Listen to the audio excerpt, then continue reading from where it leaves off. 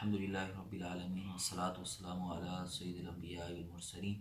اما بعد فاعوذ باللہ من الشیطان الرجیم بسم اللہ الرحمن الرحیم الصلاة والسلام علیکہ یا سیدی یا رسول اللہ وعلی آلک واصحابک یا حبیب اللہ الصلاة والسلام علیکہ یا سیدی یا نبی اللہ وعلی آلک واصحابک یا نور اللہ۔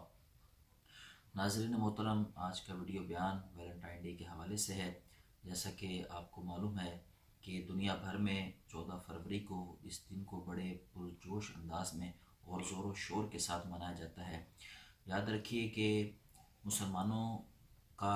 یہ تہوار منانا 14 فروری کو سیلیبریٹ کرنا ناجائز و حرام ہے، کیونکہ یہ ایک یہودی پادری کی یاد میں منایا جاتا ہے۔ ہمارے مسلمانوں کی اکثریت ہے کہ جس کو اس حوالے سے معلوم ہی نہیں ہے کہ یہ جو تہوار ہے یہ یہودیوں کا تہوار ہے، اور ویلنٹائن جو کہ ایک پادری شخص تھا، غیر مسلم شخص تھا، جس کے حوالے سے کتابوں میں ملتا ہے کہ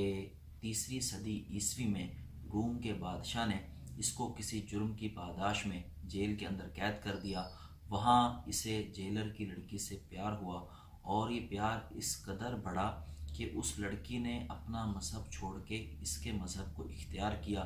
اور وہ لڑکی روزانہ اس سے ملنے کے لیے آتی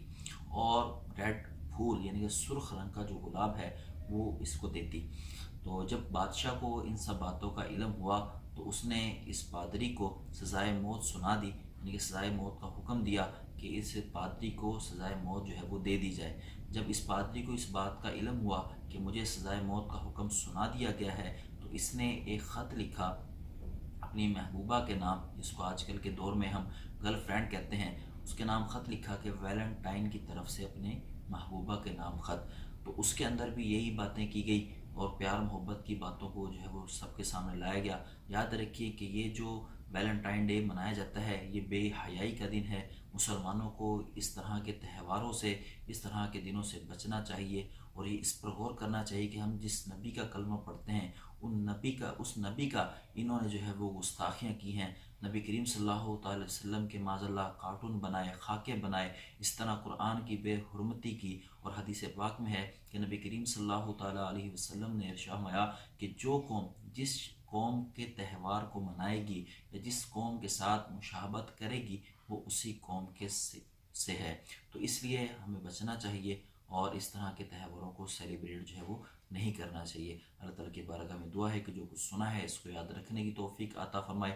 عمل کرنے کی توفیق عطا فرمائے، دوسروں تک پہنچانے کی توفیق عطا فرمائے۔ آمین بجاہ النبی الامین وصلی اللہ تعالی علیہ وسلم۔ صلو علی الحبیب صلی اللہ تعالی علی محمد صلی اللہ تعالی علیہ وسلم۔